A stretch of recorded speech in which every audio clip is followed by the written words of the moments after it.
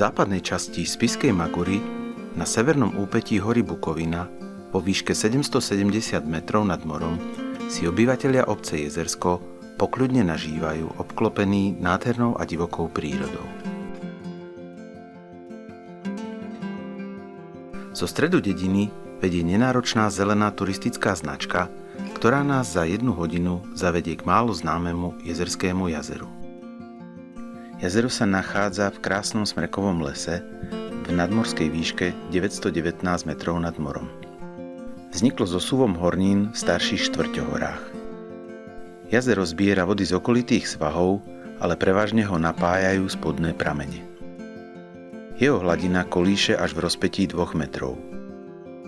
Odtok zabezpečuje Jezerský potok. Veľkosť jazera je závislá na ročnom období, pričom jeho maximálna dĺžka vie byť 110 a šírka 74 metrov. Jazero obkolesené Tichom a zasadené do prekrásneho prírodného prostredia jednoducho nemôžete nenavštíviť.